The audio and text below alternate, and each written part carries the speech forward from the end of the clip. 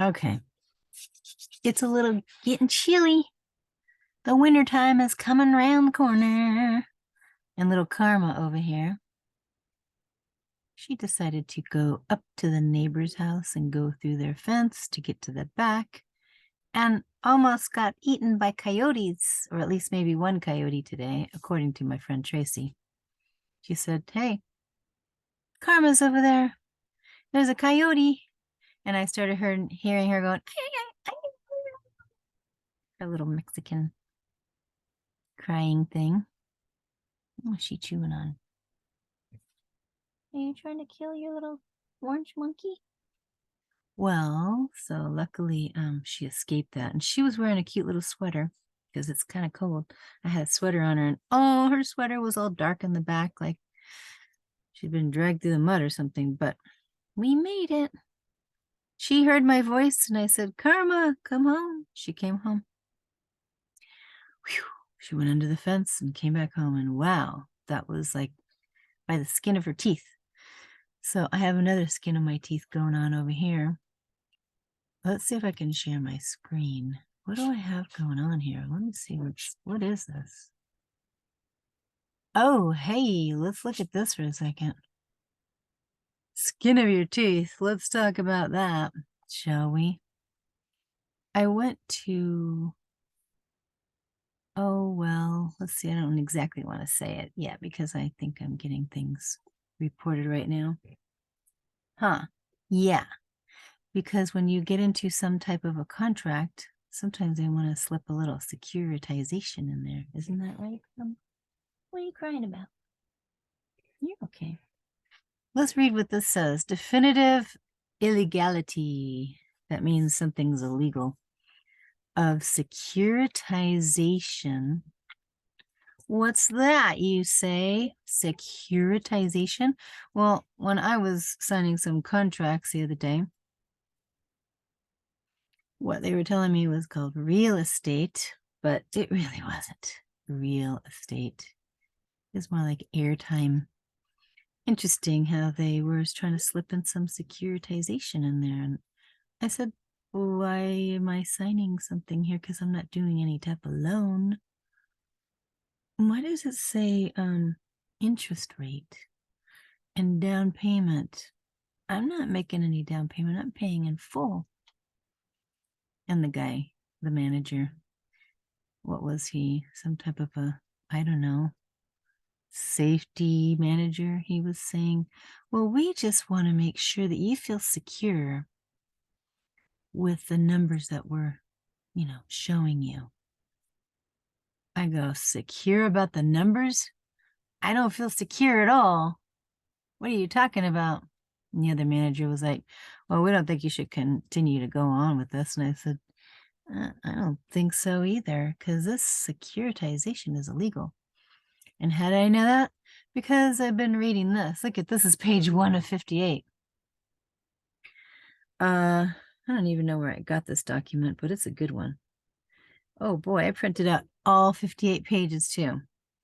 Now, I could read the whole thing, but let's just see what it's all about. What, are you going to give me some hard troubles right now? Talking to me? What, Karma? I want to read this. Let's read you a little bedtime story, shall we? You want a bedtime story? This will make you go to sleep. Definitive illegality of securitization is reconfirmed.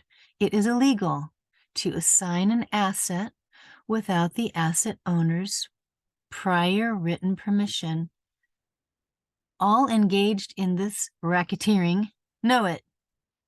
Look up some of those words. Racketeering. That's to do with the RICO violation. Racketeering. Just look it up in the dictionary. You'll find out what that is. Anyways, this is Sunday, the 18th, April 2010 on this document. But today is definitely November 29th, the end of November of 22. Any contract entered into for an illegal purpose is null and void. What? I'm trying to read you a bedtime story. Do you want me to hold you like a baby? Do you want me to hold you like a baby? Huh? know what you want to do. You want to go outside and go hunting for rats. But I found this really good bucket and I put water in it and I've, caught 3 trying to swim. And I guess I didn't do very well. So anyways, that's a really good one. Get a bucket with water and that'll be good. You don't need to go out there. We don't want you going out there. It's too cold anyways. Let me finish reading this. I'm going to have to go back and start again. Any contract entered into for an illegal purpose is null and void. I mean, when you start to go into contracts, let me hold you. Come here. You want to say hello? Let's say hello. Let's get you toys. You're being so whiny right now. Say hi to everybody. Here's your toys. Show them that you know how to chew on your toys. Yeah. You want to chew on your toys? You want to chew on your toys?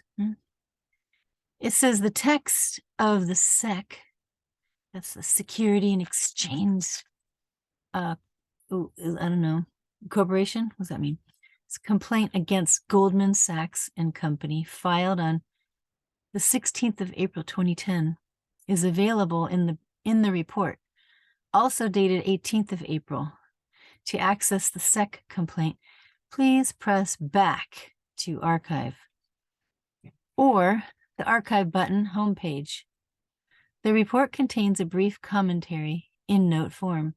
The sex-related, SEC, by the way, related press release and the complaint text. This case specifically illustrates many of the issues exposed in the present report with devastating effect and impact. Securitization is absolutely illegal. That means that no bueno is bad. Illegal, not allowed, no bueno, right, Karma? Like yo quiero Taco Bell. It's no bueno, it's illegal, right? Right. And all those talking heads from the City of London and Wall Street who have been treating, for example, the Goldman Sachs scandal that we warned you about years ago as just the inevitable fallout after a period of financial crisis, rather than the corrupt cause of the crisis, are knowingly misleading the general public, exactly like Goldman Sachs, Citibank, Bank of America, Wachovia, Wells Fargo. Here, go back up there. Where was I? And the other U.S. and foreign financial enterprises engaged in this racketeering, which the International Monetary Fund condones. I think that means approves. And before you start shouting at the screen, if you're reading this from Wall Street or the City of London or from within the IMF and the World Bank, why don't you pay attention to the fact that the notes and references as originally published in our journal, this is letting you know who wrote this, Economic Intelligence Review, run to 5.5 pages. Securitization is absolutely illegal, and they know it. Misprision of felony, U.S. Code Title 18, Part 1, Chapter 1, Section 4. Whoever having knowledge of the actual commission of a felony cognizable by a court of the United States conceals and does not as soon as possible make known the same to some judge or other person in civil or military authority under the United States shall be fined under this title or imprisoned not more than 3 years or both. Seeing what's at the end of one's nose requires constant effort. George Orwell. Excuse me. A sneeze was at the end of my nose. So, let me just click on this Economic Intelligence Review. Or you know what? I don't even think this is a hyperlink because I think I took a snapshot of this. So let me just see. What do I want to do? Command C. That means I'm going to copy it. So Let me stop this for just a second. I was taking a nap. That's why my eyes are a little bit kind of pinkish. I don't smoke. I might have allergies to dust. But anyways, the whole reason why I was deciding to make this video is because I woke up and I was thinking about the Edison company because I had to go ahead and sign up with them for electricity. And they did ask for the Social Security number. And they said, we're going to do a soft pull on your credit report. And I'm like, no, I don't want that. Is there any other way that you can, because the Social Security number, it says on the card that it's not used for identification. Hello. I said, I have a passport. No, that might be used for identification. They go, okay, send us your passport picture and your Social Security card. I go, well, it's not really my Social Security card. It actually belongs to the state. They construct that all capitalized name person. They do that. All right, so I'm going to plug this in and see if I can find out anything more on the, what do they call this thing? The Great Oracle. As Brian from Tactical Sovereignty likes to say. All right, how do I share this? Move it out of the way. Second. Hang on a second. Share the screen. All right, let's see. What up? Okay. Let me open this up. Google. So here's a scholarly article for Economic Intelligence Review. Business Intelligence. Oh, interesting. So in that piece of paper that I just showed you, PDF that is like 58 pages long,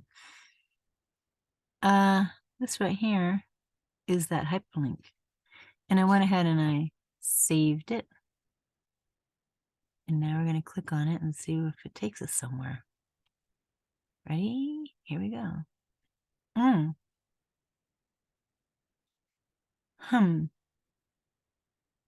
Hey, there's a lot of different things that we can look at here. Zero intelligence in economics and finance. The knowledge engineering, is that? Okay. It was the intelligence review.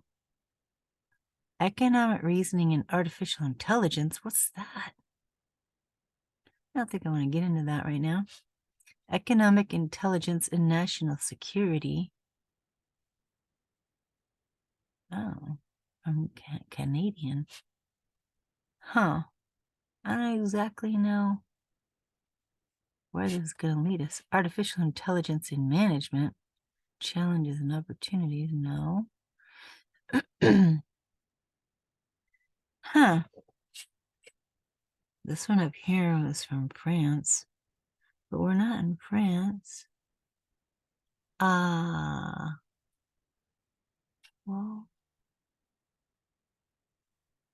Russian. What are you looking for? Huh. Towards a new generation. Artificial intelligence in China. No, I don't want to know about that. Information theory for agents in artificial intelligence psychology and economics.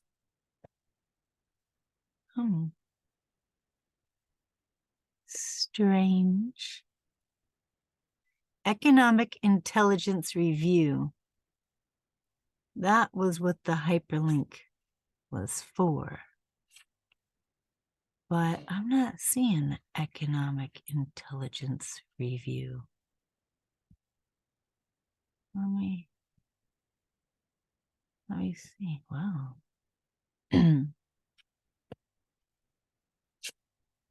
All right. What I really wanted to look up, I really wanted Let me show you something. Let's just do something else. I don't think I really want to go with this. Google, I don't want to do this. I changed my mind. Okay, look, erase that. I want to look up Treasury Direct. Hey, program.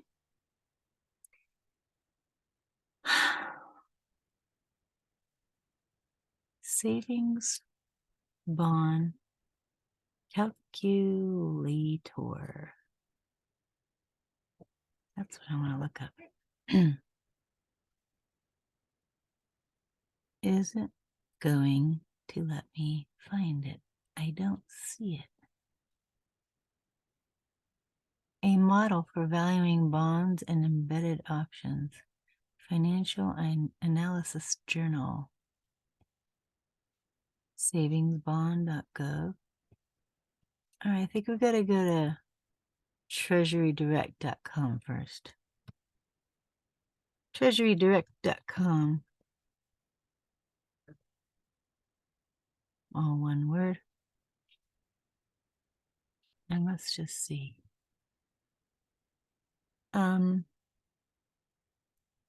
Maybe I don't want to go through Google. Huh? What's up with this weirdness? Okay, treasurydirect.gov. Whoops, that's the one. I meant .gov. Excuse me. Is it gonna happen? Where is it? Okay, I don't really like using Google to tell you the truth, so we're just gonna go with treasurydirect.gov. Treasurydirect.gov. Then what we want to find out, we don't need to log in. I just want to search the savings bond calculator.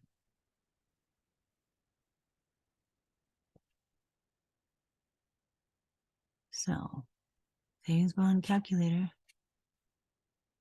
I'm going to pick one. It's probably this one. Sometimes when you push help, it doesn't really help you now, does it? Sometimes you have to go all the way down to the bottom. Let me see. Nope. How about savings bond calculator? I don't want to watch a video.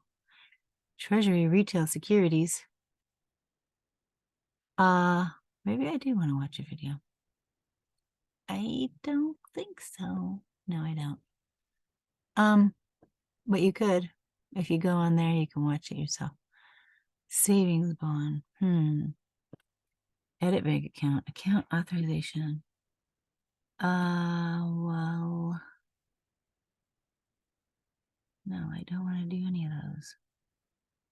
I'm looking for the savings bond value calculator. There we go. So I went to savings bond and then I had to do the calculator thing. Let's see if it'll happen. I'll tell ya. It's kind of hard to find this thing. Let's go all the way down to the bottom and see if it says start here. Hey, warning scam. How to use it? Go to savings bond calculator. All right, let's try it. Sometimes it just takes me a few times to get here. That's the one I want right there. Treasury Direct. See that? Calculate the value of your paper savings bond. All right. So I'm just going to move this denomination up to 10,000 smackaroonies. Today is November, the last day of November. And being that, I just opened up an account here, I'm going to put in the numbers that I have written down on a piece of scrap paper while I was in my car, my private conveyance. So I remember in August, and I'm going to put, what is it? 08 of 2022. I'm going to try it in August because I remember inquiring if I needed to take on the account from the landlord. Just in case, let me set up an account. Then they asked for the Social Security number, and I said, hey, it's a federal offense for you to ask me, to compel me of the Social Security number because it's not mine. It belongs to the state for the person. And so we just stopped right there and we didn't do anything. But I just want to see if it's possibility that maybe they went ahead and raped Royal the trust. And let's see what we got going on. It's showing that the issue date was in 08 of 2022. Denomination 10,000. There's the number, Series EE bonds. Issue price 5,000. There's no interest. Interest rate was 0.10%. All right. That's because I didn't exactly give them the Social Security number, but I'm thinking that they did have all my other information and they could have gotten it anyways. Let me put it in again and see about today and see if it's on there again. I don't know. If you guys have ever done this before,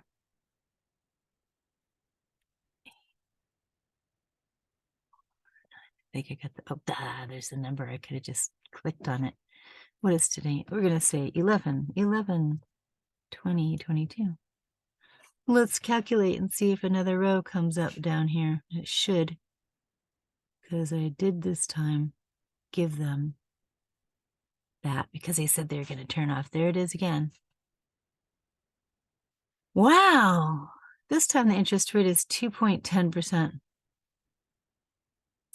That's kind of strange, don't you think? So the final maturity is at 11 November 2052. This is kind of weird. Wow. What does that all mean? So the interest rate is at 2.10%. So I asked her, if I give you the number that you're asking me for, are you going to be creating bonds or securities using that number? Because obviously you're going to convert the name. And when you send the statement that appears to look like a bill, the name is going to be in all caps. And she says, yeah, it is going to be in all caps. Because that's what they do. It's called a novation. That's when they convert the living man or woman, they convert your name from that bicameral, which is first letter capitalized and lowercase. And then the same with the last name, lowercase. They convert it to like a DBA, doing business as all caps corporation, so that one corporation can work with another corporation. Or are they making us a shadow employee of their corporation? Is that what's happening? I just saw it on there just now. I did. I saw it in there twice. The first one was 10%, or what was that? 0.10. And the second one, oh, okay. The second one was 2.10 of interest. So I believe that that is making a bond and lodging securities. Isn't that what it is?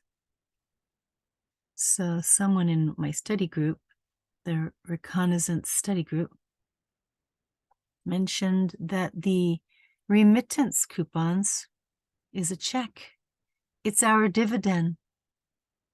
And that we're supposed to be doing a special deposit of that in remittance. And I thought, and he was saying, why are you sending it back to them along with a check, which is what people normally have done in the past when it was paper statements.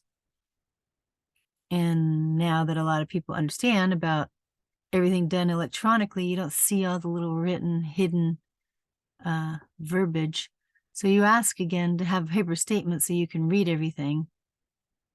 And that little coupon on the very bottom, it kind of looks like this. This is what it looks like here. Like if you had your Edison bill. And down here, this is the check.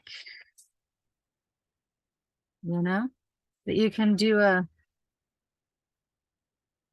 sign, you know, you endorse that. And where do you deposit that? I don't know. So that's something. So we got to put for special deposit. I do that with all my checks anyways. Actually, I say special deposit because D means no. Special no posit. So special deposit is what I put on my regular checks anyways. You know, when people give me a check, I put for special deposit. And then I think I put USC 12, comma 411 for it to be turned into lawful money. But I don't exactly know because I tried to go to my commercial bank and bring this and say, look, these are all the elements of a negotiable instrument like a check. Pay to the order. Let us deposit this into a, I guess, I don't know. That's the part I don't know. I mean, are we supposed to notify the bank that we're going to be needing to make a special deposit? Hey, why don't we just, you know, take a look and see. Let's see what up. Let me just share this again. Okay, right here. I did find that there's something fishy in Denmark. Oh, we did have fish tonight, didn't we, Karma? Tilapia. Yeah, it wasn't that great. I had to put a lot of hot sauce on it to make it taste good. But okay, so here, look. This is something. It appears to be bonds, not James Bond. But let me look up. Let's see if we can. Oh, how to set up special deposit. Let's see if that takes us somewhere. Hey, oh, what's this special deposit fund accounts? Sam, I've heard of that before. Ooh, what is this? 25 CFR. Hey, I mean, I really want to read this one up here. But I just saw this one and I kind of want to go there too. Oh, I don't know what to do.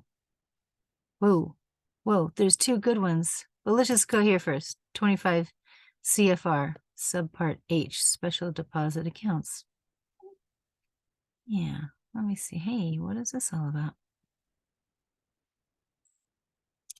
115.900. Who receives the interest earned on trust funds? Ooh, baby. Oh, yeah. Sorry, I gotta that out of there. Hey, look at this. It's interesting. Look. Electronic Code of Federal Regulations. Code of Federal Regulations. Title 25, Indians. Wait 1 second. Are we Indians? Chapter 1, Bureau of Indian Affairs, Department of the Interior. This is very interesting. Trust funds for tribes and individual Indians. That's kind of interesting. Hi-ya-ya-ya, hi-ya-ya-wa, hi-ya-hoo-wa. Are we, well, I'm a native Californian. So yeah, this is interesting. Okay, let's read a little bit of this. 115.900. Who receives the interest earned on trust funds in a special deposit account? We shall click on that and see what that says. Right here. Generally, any interest earned on trust funds, because that's exactly what we just entered into. We thought we were purchasing service for electricity, but no, they asked us for the Social Security number. Why do they do that? Oh, because we want to see we want to confirm that you are who you are. I'm like, well, that Social Security number does not identify as an ID. Hello. Well, we're just going to tap your credit. I bet you are. You want me to bend over, right? Yeah, let's see how much money you're trying to take out of the public trust. That's exactly what they're doing. That's the weirdest thing. And then to say, okay, well, you have to prove your identity because we don't know if you're using that Social Security number incorrectly. I go, well, I'm sure that the passport is tied and even the driver's license is tied to the Social Security number. So I'm just saying, busted. Okay. But I guess in order to do business with them, that's what they are asking for. But hey, you know, when I went one time to a car dealership, that was the very first thing that they asked. We want to confirm that that you have good credit. We want to check out your credit. I'm like, I have everlasting gobstopper credit. It is like open-ended credit card right here. I ain't gonna be showing you that thing because that's like, yeah, carte blanche. So I basically just must have did carte blanche just now to get electricity. They said they were going to shut this electricity off today. So I kind of had to because it's going to be cold tonight. Look at, I'm already wearing a Pendleton. It's been cold. Let's just say my straw man needs to have a little toasty heat. Okay. So anyways, yeah, I had to bend over and give them that number. Because the first time I tried in August, they're like, no deal. Same thing happened when I went to the car dealership. They're all, you weren't going to be a customer of ours anyways. Why? Because I wouldn't give you the carte blanche open-ended credit line? Yeah. So generally, any interest earned on trust funds in a special deposit account will follow the principal, i.e., the tribe or individual who owns the trust funds in the special deposit account will receive the interest earned. Well, let's click on trust funds because I need to see what up. And no, Karma, I'm not going to let you out. So you can whine all you want, but it's not going to happen. It's too cold out there. Trust funds means money derived from the sale or use of trust lands. Hey, our person, our paper person, our all caps person, apparently is property. And I believe that that must be the land that they're using. Restricted fee lands or trust resources, hey, and any other money that the secretary must accept into trust. What secretary are they talking about? Special deposit account. It means a temporary account for the deposit of trust funds that cannot immediately be credited to the rightful account holders. I wonder what that means. Special deposit account means a temporary account for the deposit of trust funds that cannot immediately be credited to the rightful account holders. All right, I had to open up account today, an account. So apparently my straw man is the account holder because it's going to have the all caps name on it. And it's supposed to be credited to that particular all caps name. Is that what that means? I don't know. So, special deposit account, tribe.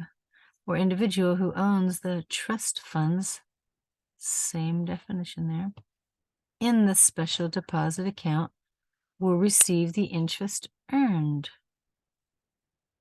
So I'm thinking that Roderick is correct. He was saying that those remittance coupons that are on the bottom of these statements are a check. So I want to know, where do we deposit that? Like, we got to find out. Hey, what's this? When will the trust funds in a special deposit account be credited or paid out to the owner of the funds? OTFM. Owner of, what does that stand for? OTFM? Click on it. It means Office of Trust Funds Management. Within the Office of the Special Trustee for American Indians, Department of the Interior, or its authorized representative. Huh. This is interesting. I'm a little perplexed and confused right now. I think I might be an American Indian. Means the Office of Trust Funds Management. I think I should start parting my hair in the middle. I mean, maybe I'm being a little crazy here with this. I could put some braids. Boy, am I indoctrinated. How terrible. That's terrible. I don't mean in disrespect, but I think I might actually be of that particular persuasion. I just don't know everything. But they have a feeling that this is what it is. This is really weird. This is bizarre. So we deposit the trust funds in the owner's trust account following the BIA certification of the ownership of the funds. How do we do that part? This is 25 CFR 115-901. When will the trust funds in a special deposit account be credited or paid out to the owner of the funds?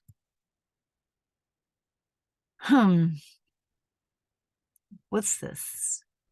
25 CFR 115-902. May administrative or land conveyance fees paid as federal reimbursements be deposited in a special deposit account? May? What does that mean, may? Oh, may, mother, may I? May administrative or land conveyance fees paid as federal reimbursements be deposited? Let me just look at the word deposited for just a second. Deposits meaning receiving funds ordinarily through a Federal Reserve Bank for credit to a trust fund account.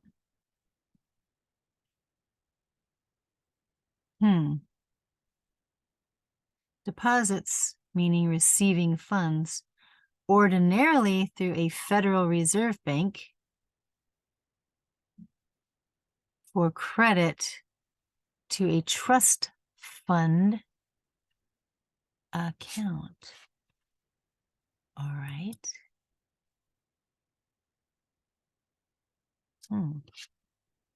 So should we be having a trust fund account? Yeah, I guess so. Will it say no? Oh, wait, here. May they? Here's a question. May administrative or land conveyance fees paid as federal reimbursements be deposited in a special deposit account? No. Administrative or land conveyance fees paid as federal reimbursements may not be deposited with OTFM.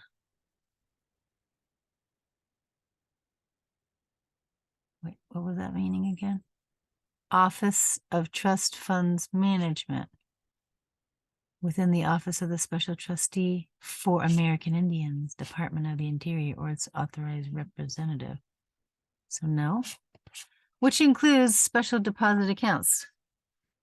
These fees must be deposited in the federal financial system.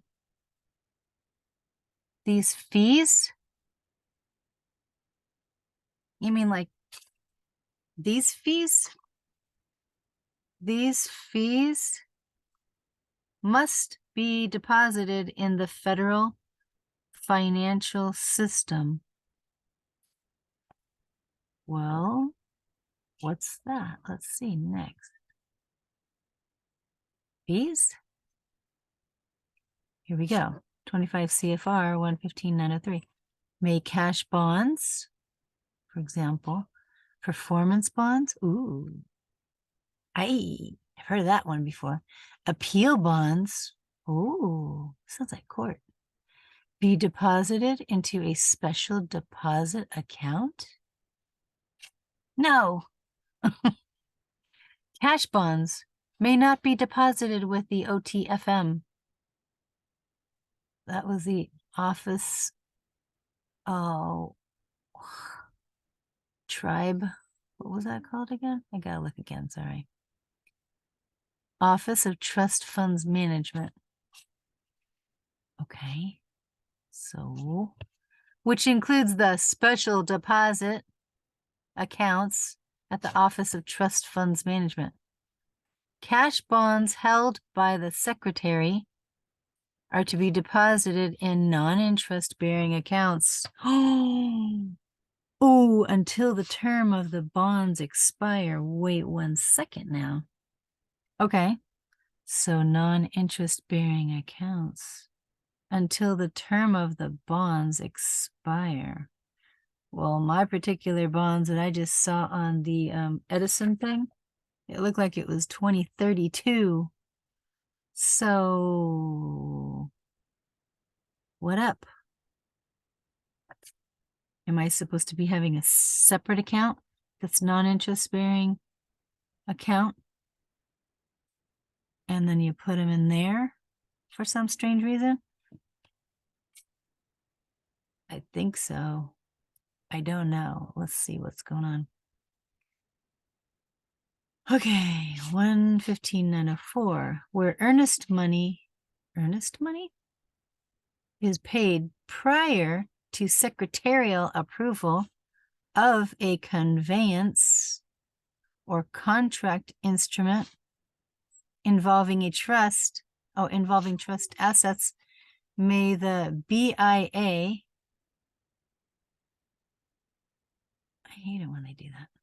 I need to know what all these things mean. Is that Bureau of Indian Affairs? Yeah, I think so. May the Bureau of Indian Affairs deposit that earnest money into a special deposit account? Probably going to say no again. No. No. Any money received prior, that means before, to secretarial approval of conveyance or contract instrument involving trust assets. Let's see what trust assets are. Oh, mean trust lands. Oh, natural resources like electricity, maybe? Water? How about cell phone service? Trust funds or other assets held by the federal government in trust for Indian tribes and individual Indians. It's kind of interesting about this. And it's so interesting. So it says, where earnest money is paid prior to secretarial approval of a conveyance or contract instrument. Oh, a contract instrument. Like a contract when we sign up for something? Is that what that is? What else is a contract instrument? Cars, houses, contracts involving trust assets. Because they did ask for the Social Security number for all those other things too. That means it's a trust. And there's some assets in there. Who is this again? BIA. Who is the BIA again? Oh, shoot. Bureau of Indian Affairs.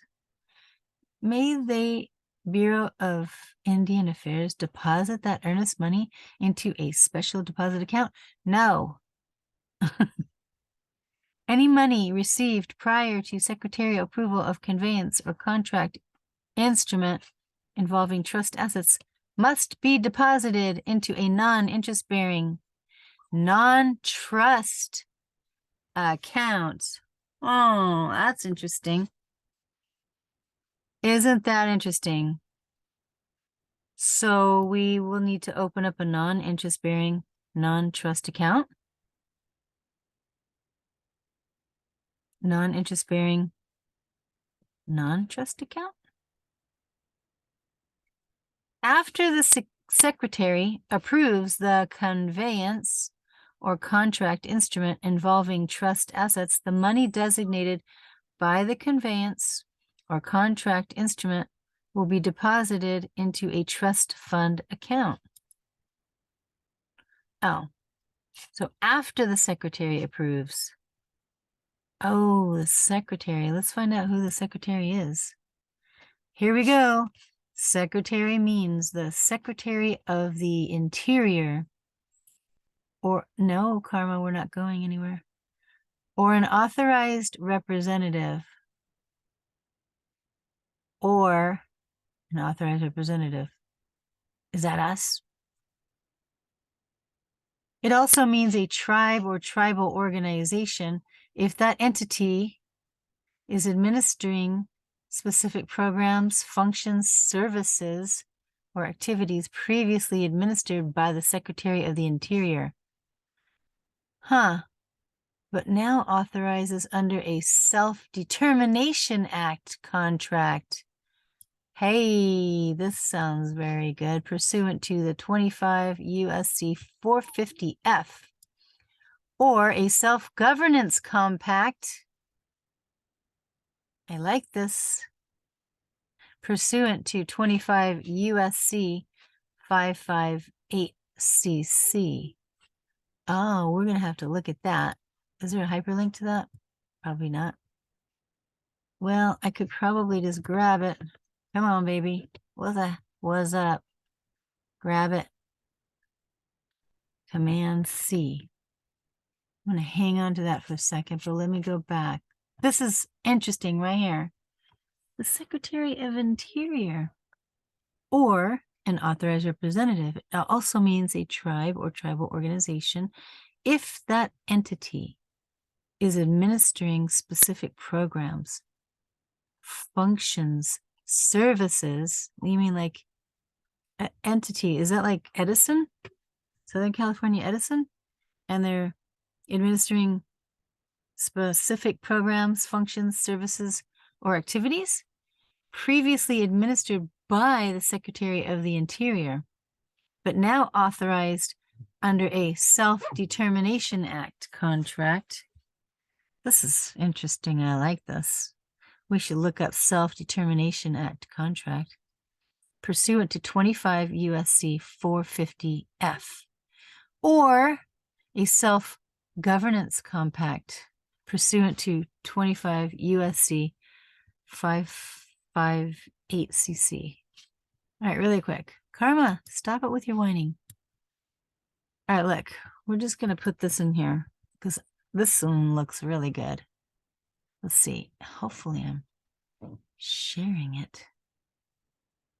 Funding agreements. Hey. Oh, wait. 558 CC. Oh, we only want to search for 558 CC right now. So what is it? Oh, hey, what's this? To carry out the trust duties owed to tribes and individual Indians to manage and administer trust assets for the exclusive benefit of tribal.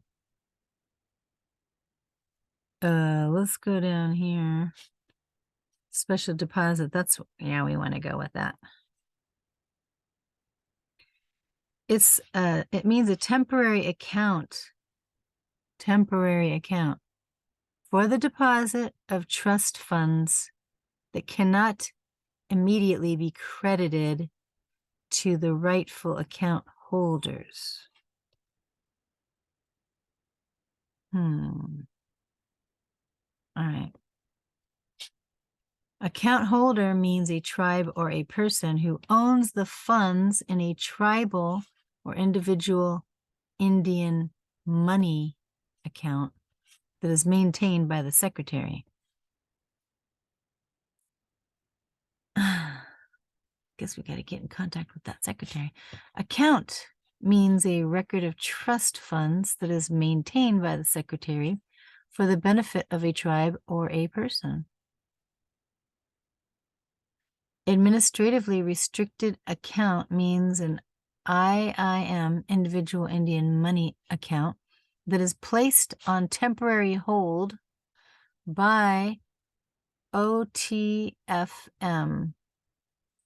We did look up that and I forgot what it means because got Karma squealing in the background because she wants to go outside and run around in the dark and chase rats. Stop it, Karma. No. So where an account holder's current address of record is unknown, no, or where more documentation is needed to make a distribution from an account. Adult, hey, means an individual who has reached 18 years of age, except when the individual's tribe has determined that the age for adulthood to be older than 18 for access to tribal trust fund per capita proceeds. Well, my tribe says we should be having that right now. I think a couple times over 18. Adult in need of assistance means an individual who has been determined to be incapable of managing or administering his or her property, including his or her financial affairs. Oh, that's why they are saying that we're like that, like an imbecile or a baby. That's why they're kind of administering for us through a BIA administrative process, Bureau of Indian Affairs administrative process that is based on a finding by a licensed medical professional or a licensed mental health professional, or by an order or judgment of a court of competent jurisdiction. Well, I'd like to know what exactly is a court of competent jurisdiction? It means a federal or tribal court with jurisdiction. However, if there is no tribal court with jurisdiction, then a state court with jurisdiction. Okay. Let's continue. So the BIA means the Bureau of Indian Affairs, Department of the Interior, or its authorized representative. Bond, hey, I just saw those. Bond means security. Does it now? For the performance, of certain obligations or a guarantee of such performance as furnished by a third-party surety. Did they make me a third-party surety? It's possible. As used in this part, bonds may include cash bonds, performance bonds, and surety bonds. Okay. Court of competent jurisdiction means a federal or tribal court with jurisdiction. However, if there is no tribal court with jurisdiction, then a state court with jurisdiction, right? Day. Day means a calendar day unless otherwise specified. Department means the Department of the Interior or its authorized representative. Deposits mean receiving funds ordinarily through a Federal Reserve Bank. Federal Reserve Bank. For credit to a trust fund account. Federal Reserve Bank. Is that like Navy Federal? Because I know somebody who belongs to Navy Federal and she has been depositing those into her account. Just saying. Emancipated minor means a person under 18 years of age who is married. Oh. Or who is determined by a court of competent jurisdiction to be legally able to care for himself or herself. Wow. Encumber or encumbrance means to attach trust assets held by the secretary with a claim, lien, or charge that has been approved by the secretary. Okay, an encumbered account means a trust fund account where some portion of the proceeds are obligated to another party. Karma, stop it. Estate account means an account for a deceased IIM account holder. I have one of those. Estate account means an account for a deceased. Yeah, I got one of those. The all caps name is deceased. Hey, look at this. FOIA means the Freedom of Information Act. 5 U.S.C. subsection 552. Karma, stop it. Let me skip down here. Master of Social Work. Hey, degree from accredited college.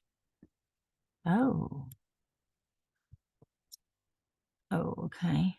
Legal disability means the lack of legal capability to perform an act, which includes the ability to manage or administer his or her financial affairs as determined by a court of competent jurisdiction or another federal agency where the federal agency has determined that the adult requires a representative payee and there is no legal guardian to receive federal benefits on his or her behalf. I think that's what's been happening to a lot of people, all of us. Minor means an individual who is not an adult as defined in this part. Non-compos mentis means a person who has been determined by a court of competent jurisdiction to be of unsound mind or incapable of managing his or her own affairs. Yeah, that's what they do to a lot of people. That's why they say, hey, you need a public defender because you're one of these non-compos mentis. Yeah, like unsound mind and incapable of managing your affairs. Here we go. OST means the Office of the Special Trustee for American Indians, Department of the Interior, or its authorized representative. That one might be good. Right here. Office of the Special Trustee for American. It means the Office of Trust Funds Management within the Office of the Special Trustee for American Indians, Department of the Interior, or its authorized representative. Hey, there's the Privacy Act. It means the Federal Privacy Act, 5 U.S.C, subsection 552A. Was that up there already with the FOIA? No, it was 552. And this one down here is 552A for the Privacy Act. Ooh. Now let's see what this means. Restricted fee lands means land, the title, to which is held by an individual Indian or a tribe. Hey, I have land right here. This is my earthen vessel, my temple. Right here. Restricted fee lands means land, the title to which is held by an individual Indian or a tribe, and which can only be alienated or encumbered by the owner with the approval of the secretary because of limitations contained in the conveyance instrument pursuant to federal law. I have a feeling we need to talk to the Secretary of the Interior. Secretary means the Secretary of the Interior or an authorized representative. It also means a tribe or tribal organization if that entity is administering specific programs, functions, services, or activities previously administered by the Secretary of the Interior, but now authorized under a Self-Determination Act contract. Pursuant to 25 U.S.C. subsection 450F. We're going to have to look at that one. Or a self-governance compact pursuant to 25 U.S.C. 558. I'm going to grab this one. We'll look at that next. Here we go. Special deposit account means a temporary account for the deposit of trust funds that cannot immediately be credited to the rightful account holders. Supervised account means a restricted IIM. Is that the Indian Interior? I don't know. I can't remember what IIM is. From which all disbursements must be approved by the Bureau of Indian Affairs.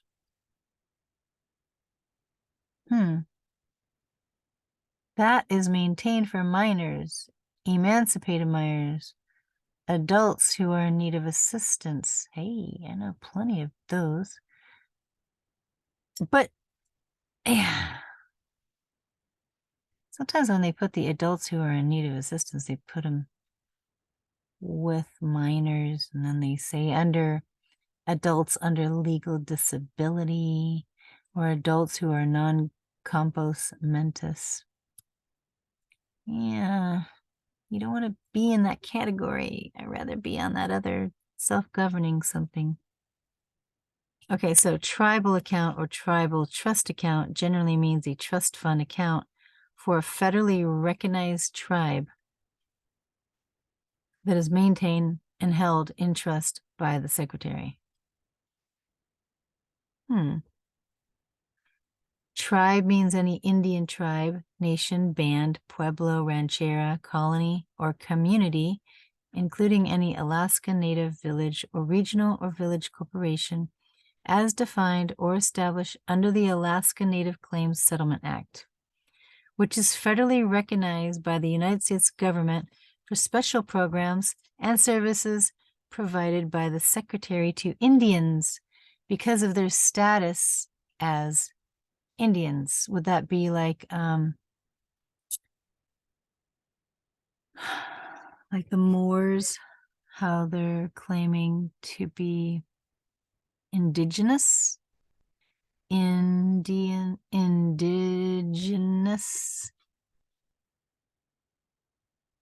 Maybe. Tribe also means here, two or more tribes joined for any purpose, the joint assets of which include funds held in trust by the secretary. That would be that secretary. What was it called again? Internal something? What was it called? Oh, Interior. Secretary of the Interior. Interesting. Interior, like inside my body interior? Because my body is land. It's made from the dirt of the earth. Trust account means a tribal account, an IIM account, or a special deposit account for trust funds maintained by the Secretary of Interior. Trust assets mean trust lands, natural resources. You mean like energy, electricity, water? because those are natural resources. Is Wi-Fi a natural resource? The ether?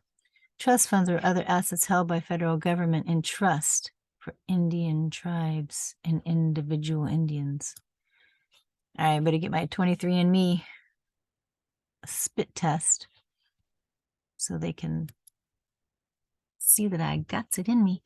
Trust funds means money derived from the sale or use of trust lands. Whoa. Did we get sold? Did we get used? Yes, we did. And if you're talking about the dirt lands, yeah, our stuff has been sold and used. Restricted fee lands or trust resources and any other money that the secretary must accept into trust. Ooh. Hey, I got a place in Lake Tahoe. Lake Tahoe. Tahoe sounds a little Indian to me. And I think it was in the, what was it called? The Treaty of Guadalupe Hidalgo. I got me some timeshare there. I'm paying property tax. So, I don't know. Maybe it's the straw man's. I don't know. Well, who owns the straw man? That's the thing. It's that state.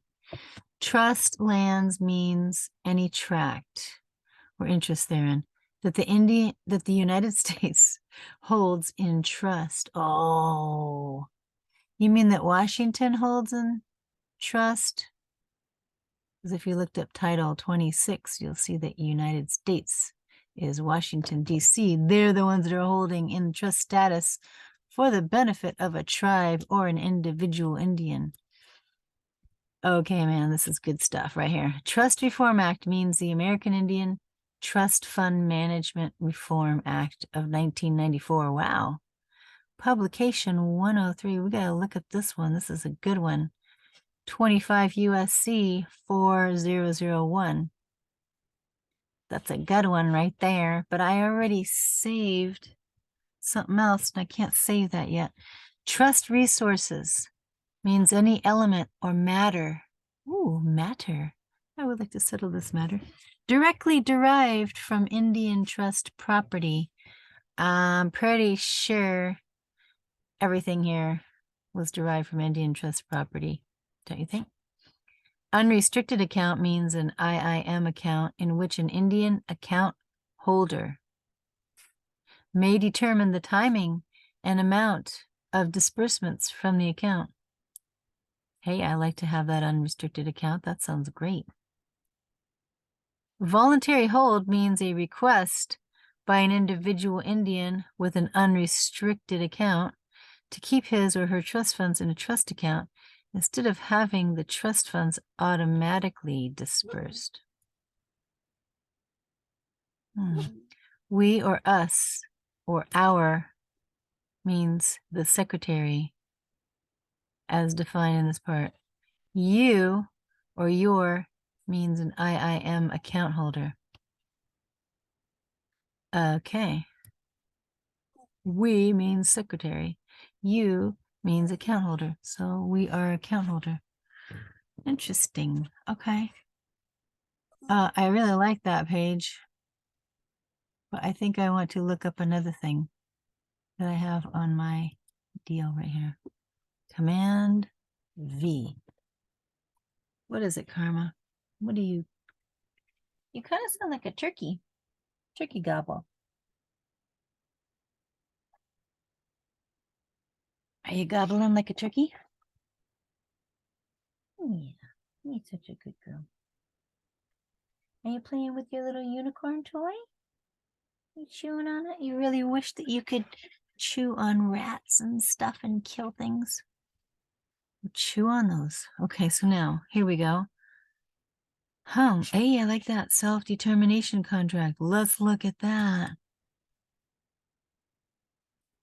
25 U.S.C. 450F. Self-determination contracts. we have the right to self-determination. So let's see what this is. Is it going to happen? Let's do this. Come on. What up?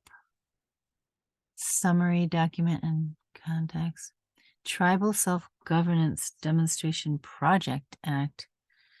Indian Self-Determination Act. Geesh. All right, well, let me just see what this document and context is. Wow. General provisions, the Congress, the President, flag and seal, seat of government, and the states, government organization, and employees. Oh boy. Domestic security. Title 7, agriculture. Title 8, aliens and nationality. Title 9, arbitration. Oh. Title 10, armed forces. Title 11, bankruptcy. Title 12, banks and banking. Oh, okay. So this is telling us the titles. Title 13 is the census. Title 14, Coast Guard. Title 15, commerce and trade. Yeah, we know about that. Title 15. Title 16, conservation. Title 17, copyright. Title 18, crimes and criminal procedure. We know that one. Right? How dare you touch my person? Title 19, customs duties. Let me go back up a second. What that guy? Crazy stuff. Hey. Title 20, education. Title 21, food and drugs. Title 22, foreign relations and intercourse.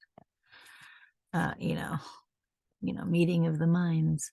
Title 23, highways. Title 24, hospitals and asylums. Title 25, Indians. I think this is the one that we're supposed to be looking at because we're looking for that Indian thing. So down here, table of contents, Chapter 1, Bureau of Indian Affairs. Chapter 2, Officers of Indian Affairs. Chapter 2A, Indian Claims Commission. Chapter 3, Agreements with Indians. Chapter 4, Performance by United States. Oh, that sounds good. Of obligations to Indians. I like the performance by United States of obligations to Indians. That's a good one. Okay, Chapter 5, Protection of Indians. Chapter 6, Government of Indian Country and Reservations. Chapter 7, Education of Indians. Oh, so when you put other on the application, okay, that's good. Chapter 7A, Promotion of Social and Economic Welfare. Well, that could be a good one. Chapter 8, Rights of Way through Indian Lands. Chapter 9, Allotment of Indian Lands. Hey, yeah, that sounds good. Chapter 10, Descent and Distribution. Heirs of Alati. That sounds good. Yeah, I want to look up that one. Think of Chapter 10. Okay. Chapter 11, Irrigation of Allotted Lands. Chapter 12, Lease, Sale, or Surrender of Allotted or Unallotted Lands. Chapter 13, Ceded Indian Lands. Hey, Eric, there's your word, ceded Indian Lands. Chapter 14, Miscellaneous. Wow, there's a lot of stuff here. Front matter. Indian self-determination. That sounds good. And education assistance. Sections 450, 458, DDD 2.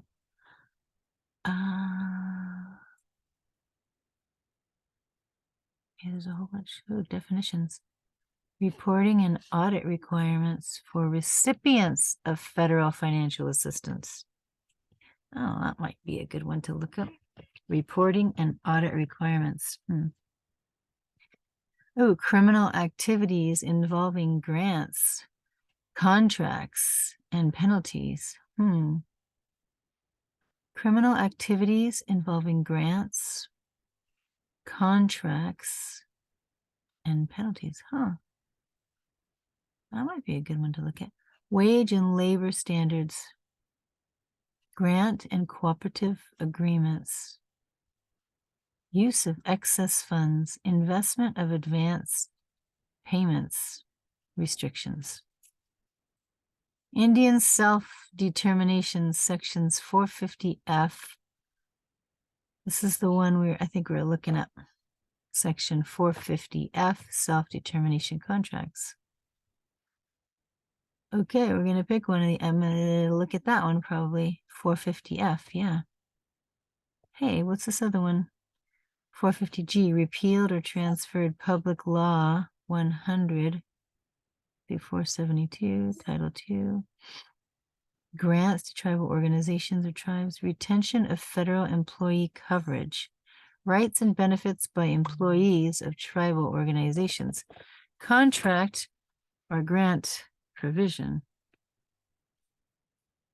administration, contract funding and indirect costs, Indian Health Service availability of funds for Indian self-determination or self-governance contract or grant support costs, Department of the Interior. This might be a good one right here too. Availability of funds for Indian self-determination or self-governance contract or grant support costs. Rules and regulations, contract or grant specifications. Hey, here's a rescission of contract. Ooh. Or grant and assumption of control of program, authority, grounds, procedure, correction of violation as prerequisite to new contract or grant agreement, construction with occupational safety and health requirements. Contract disputes and claims. That sounds good. Sovereign immunity and trusteeship rights unaffected. Boy, there's so many good ones in this. 450. Sovereign immunity and trusteeship rights unaffected. I'm just going to pick one. There's a lot of good stuff to read right here. Let me see. Wow. Okay.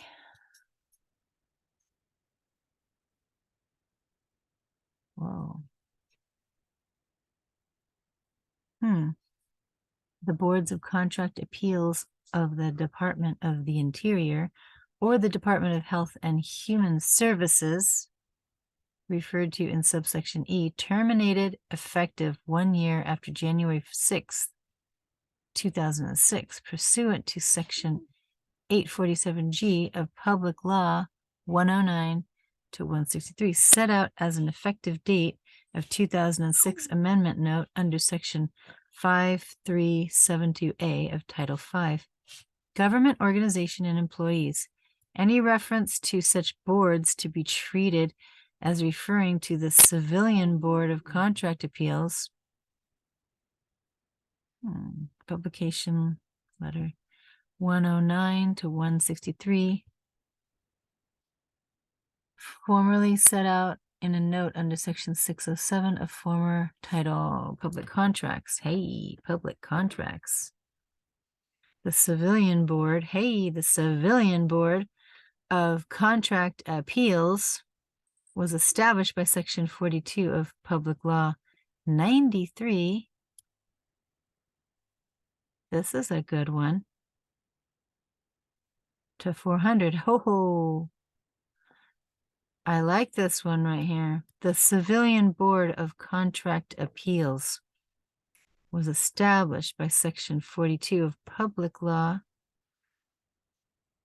Yeah, 93 to 400, which was classified to section 438 of former Title 41 prior to being repealed and restated as section 7105B of Title 41 Public Contracts by Public Law 111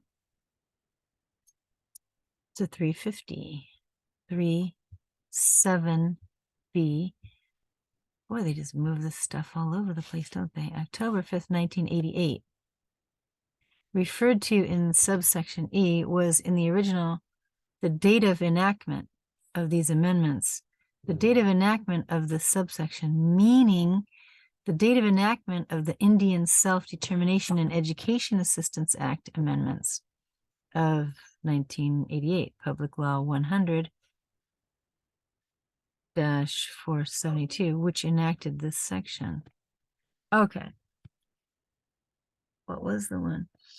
73. What's Public Law 7310? Wait, what is it? HJR 192, House Joint Resolution 192, Public Law 7310, right? So we're here at Chapter 71 of Title 41. I was just checking to see if any of these. Karma, stop with your whining. I don't want to go outside. And I know you do. Oh, do you have to go to the bathroom? No. I'm pretty sure she doesn't. No, she just wants to go bark at those, animals in the bushes. Okay, so that's why I'm not paying attention to her. She's just wanting to get out. Yeah, we're all wanting to get out. Okay, so what's going on here? So what is this all about here? Hey, what's this? 1988, subsection A, Public Law 100-581, subsection 212A, as amended by Public Law 101-301, 1A2, substituted over any civil action for over civil action after court of claims. Well, civil means you're under Roman law. So how can an Indian even be in that? I don't think. Okay, substituted of tribal organization for of an Indian tribe and such tribal organization for such tribe. Why are they hiding this stuff under Indian stuffs?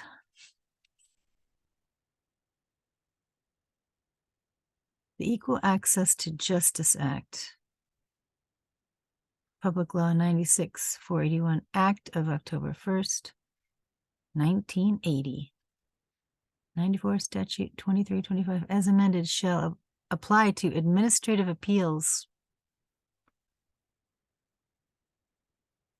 by tribal organizations regarding self-determination contracts.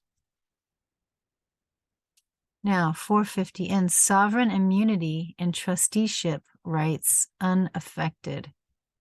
Nothing in the subchapter shall be construed as, number one, affecting, modifying, diminishing, or otherwise impairing the sovereign immunity from suit enjoyed by an Indian tribe, or two, authorizing or requiring the termination of any existing trust responsibility of the United States with respect to the Indian people.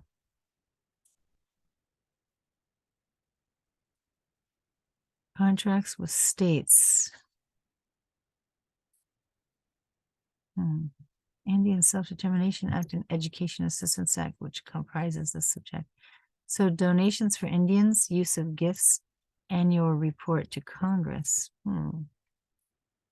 Secretary of the Interior may accept donations of funds or other property for the advancement of the Indian race. And what if it was a she? And he may use the donated property in accordance with the terms of the donation in furtherance of any program authorized by other provisions of law for the benefit of Indians. An annual report, and I'm assuming that when they say Indians, they're not meaning from India, they're meaning from indigenous tribes of North America. It's going to be United States of America, Indian. An annual report shall be made to the Congress on donations received and allocations made from such donations. This report shall include administrative costs and other pertinent data.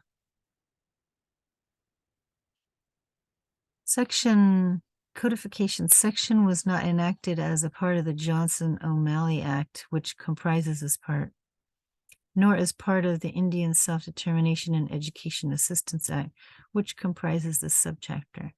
Amendments, Public Law 1968, Public Law 90. We should probably look at that Public Law 7310, huh? Yeah. I'm not seeing it around here.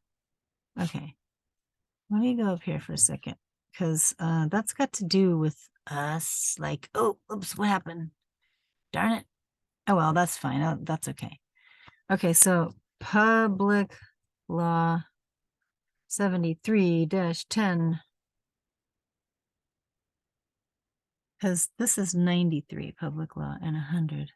Hey, here we go. HJR, which is House Joint Resolution 192, is also known as Public Resolution number 10 of the 73rd Congress. The enactment of this resolution by Public Law 7310 suspended the gold standard in the United States. Come on, get over. I wonder if I'm sharing this screen. Am I sharing this screen? Let me just see. Hey. United States bankruptcy judge? Okay, what happened just now? HGR 192, Public Law 73. Yeah, Gov Info. That's so blurry. Command plus. No? Just when I thought I learned it. Darn it. Hey, I clicked on it. Public Law 7310. There she blows. Okay.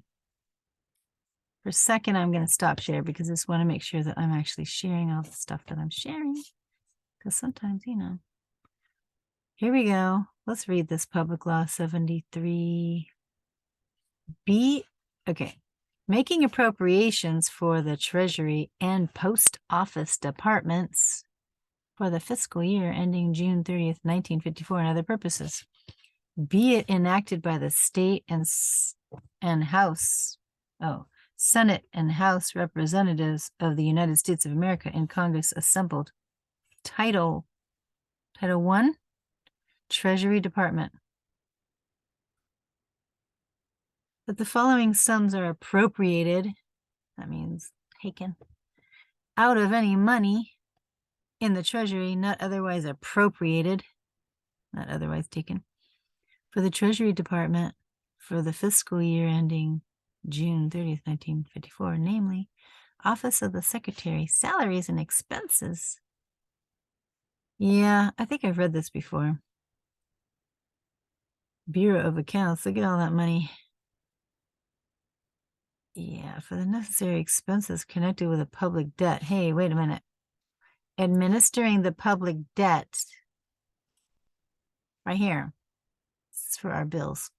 For necessary expenses connected with any public debt or currency issues of the United States, was that 50 million to be expended as the Secretary of the Treasury may direct. There we go. Provided that the Federal Reserve banks and branches may be reimbursed for expenditures as fiscal agents. Okay, so maybe provided that Federal Reserve banks and branches may be reimbursed for expenditures as fiscal agents of the United States on account of public debt transactions. I got a public debt transaction right here. Edison bill. I mean, I like to say I'm private, but was this given to everybody? Public? Is that one? I gotta put my public hat on. Publican. I have a feeling that when you are under publican. Is it Republican? Yeah, publican. That's not good. But that's kind of what we got going on here. And we're going to look that up too, because it's interesting. Publican. Keep that in mind. For necessary expenses of the Office of the Treasury, 17 million? Contingent expenses, public monies for the collection, safekeeping, transfer, and disbursement of the public money and securities of the United States, 350,000. That's it. The necessary expenses of the Bureau of Customs, including examination of estimates, salaries and expenses. Okay, we'll just keep going because our narcotics, Secret Service. They don't have very much. Okay, let's see. Well, I mean, it's more than, Let me see. Bureau of the Mint. That's when they are making moolahs. Actually, I think it's just coinage, right? The mint. Is it? Where they also do paper monies? Wow. Coast Guard expenses, huh? Yeah, I think I've read this before. Okay, let's get somewhere, folks. Where are we going with this 73?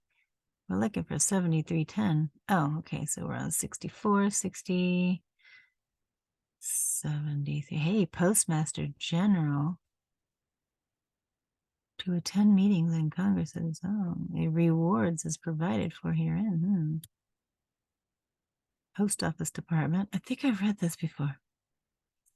Transportation of mails for payments for transportation of domestic and foreign mails by air, land, and water transportation facilities, including current and prior fiscal year settlements with foreign countries. Hey, how come my mails came back?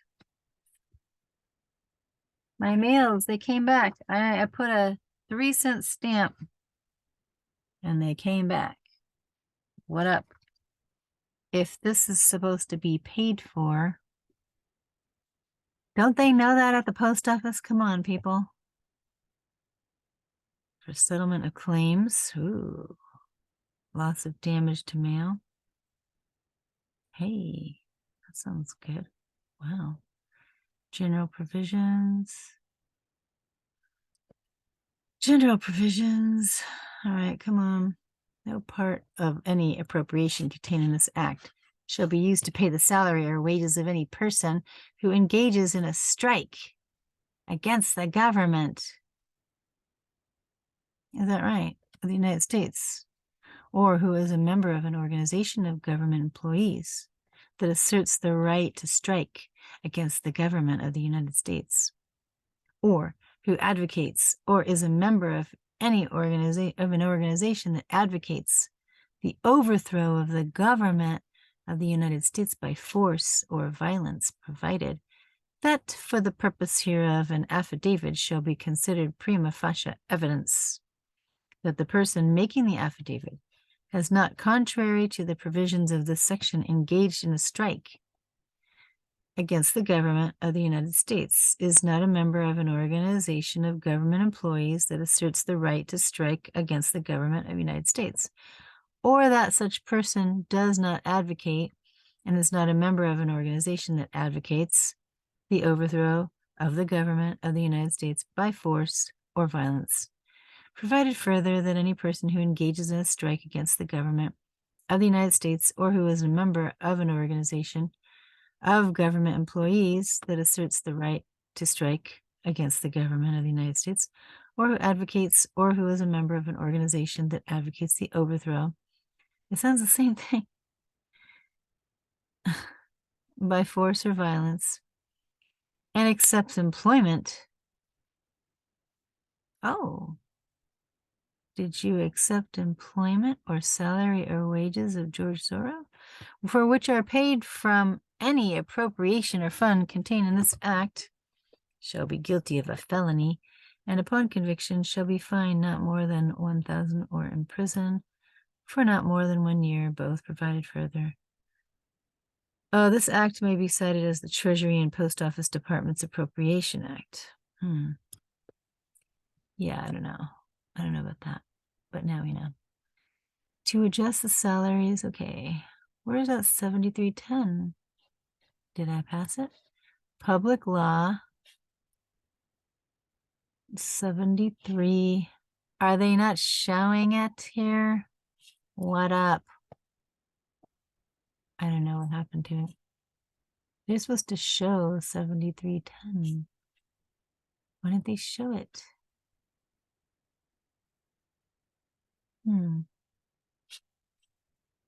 Let me see. Public Law 73, Treasury Department. Did I just read this?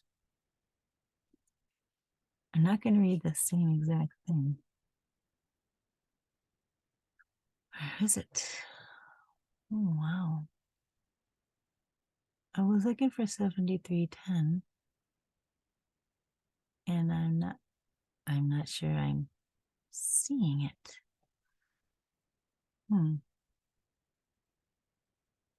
Yeah, I think I've already read this one. Go back up. Sorry. It's not showing me what I'm looking for.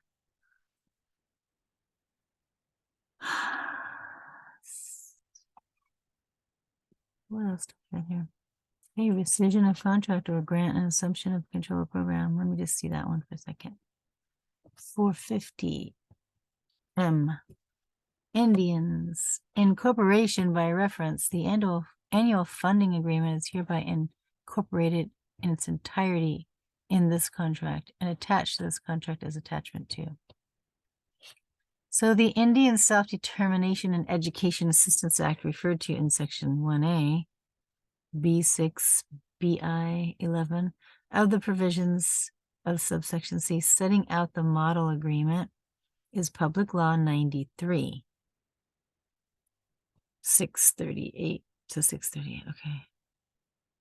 Title 1 of the Act is classified principally, this part, Section 102A of the Act is classified to Section 450FA. Oh boy. For complete classification of this Act to the code, look at the tables. The Indian Civil Rights Act of 1968, referred to in section, provisions of subsection setting out the model agreement, is classified generally to subchapter. Okay. The Indian Healthcare Improvement Act. Prior provisions, amendments, quarterly payments of funds to tribes. Appropriation Acts. Here, rescission of contract or grant and assumption of control of program. Authority, grounds, procedure, correction of violation as a prerequisite to a new contract or grant agreement. Construction with occupational safety and health requirements.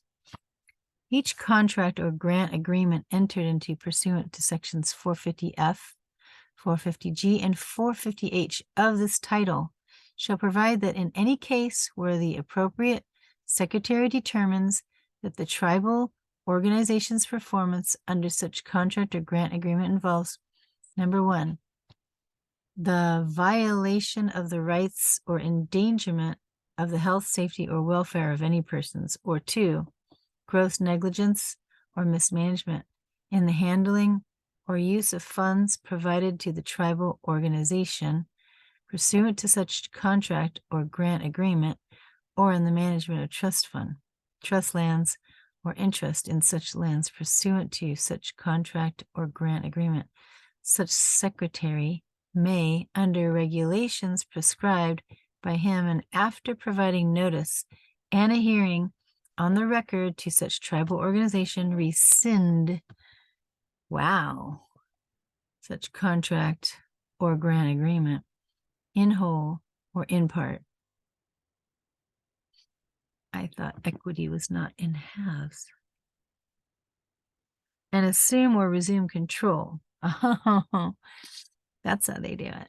Here, let me give you this land. We're going to give you this stuff, and then we're going to take it back. And assume or resume control or operation of the program, activity, or service involved if he determines that the tribal organization has not taken corrective action as prescribed by the secretary to remedy the contract deficiency. Yeah, well, what about your contracts? What about your title deeds that convert people's names into all caps dead entities? I think we want to rescind on those ourselves. And did you guys do a quiet title, by the way? Because I think that we don't really own anything. Okay, so written notice to a tribal organization. Immediately rescind a contract or grant in whole or in part and resume control. So this is like a conditional acceptance thing. It's like, we're going to give you this money, we're going to do that, but if you don't do your job, oh, really? Well, what about you guys not doing your job? Hello? Just saying. Okay. Revisions of contracts, amendments, okay. So these are things that people can look up. Contract disputes and claims, civil actions. The United States district courts shall have original jurisdiction over any civil action or claim against the appropriate secretary arising under this subchapter and subject to the provisions of subsection D of this section and concurrent with the United States Court of Claims. Okay. Over any civil action or claim against the secretary for money damages arising under the contracts authorized by this subchapter. In an action brought under this paragraph, the district courts may order appropriate relief, including money damages. Hey, that sounds good.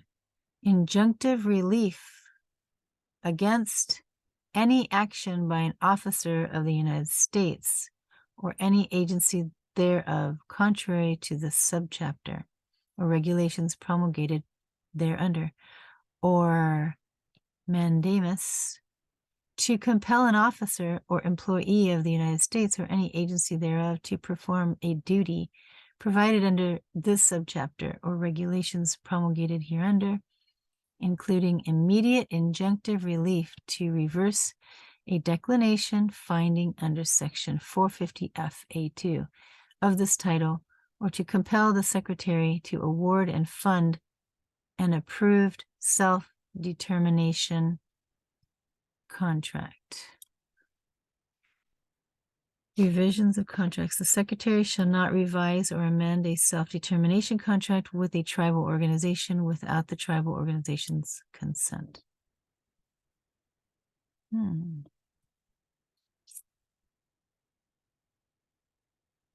Chapter 71 of, okay, self-determination contracts.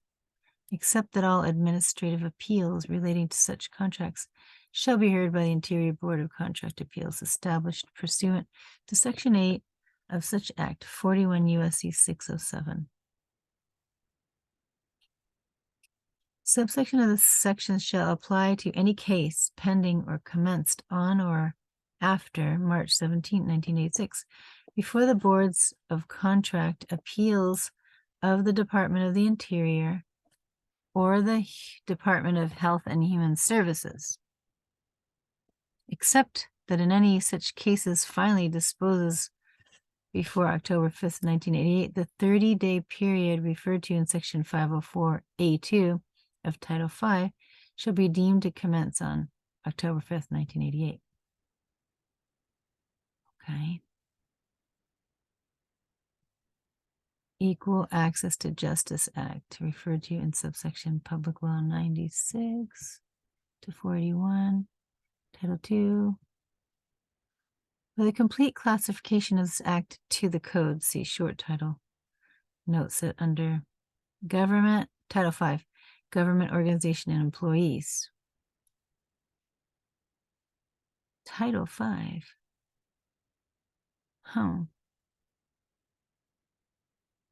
Interesting. All right, one last thing because I'm getting tired and it's getting long. I wanted to look up the word publican because I saw that. And it kind of didn't look good to me. Come on, how do I get rid of this whole thing? Good. Publican. Let's just look at the definition of publican. Just want to read it. Here we go. Publican. British. It's not a person who owns or manages a pub. But in the British people, that's what they said. In ancient Roman and biblical times, a collector of taxes, publicans and sinners.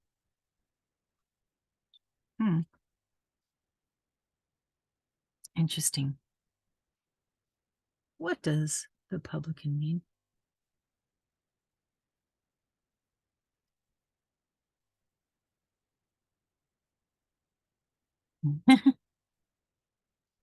Manages a pub. Right.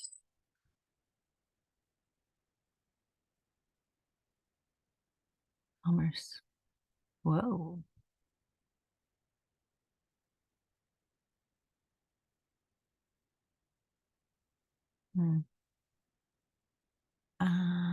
Let's go with Wikipedia since the colleges hate Wikipedia.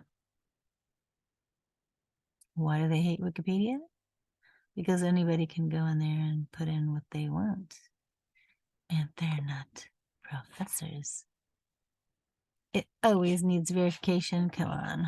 Yes. Thank you very much. Okay, good. Well, let's go here. So in antiquity, publicans, Greek, Tulens, Latin, publicanus, publicani, were public contractors in whose official capacity they often supplied the Roman legions and military, managed the collection of port duties and oversaw public building projects.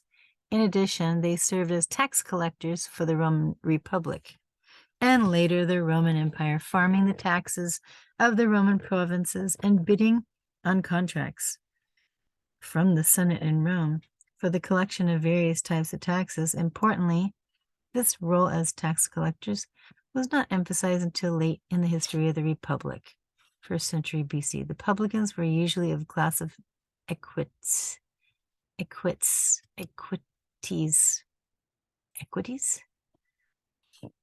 literally horse. Okay, hi, Tuesday, pitchin. Oh, and or cavalrymen, though sometimes referred to as knights. Oh, interesting. Like Knights of Columbus constituted the second of the property-based classes, senatorial class, a member of the equestrian order. Interesting.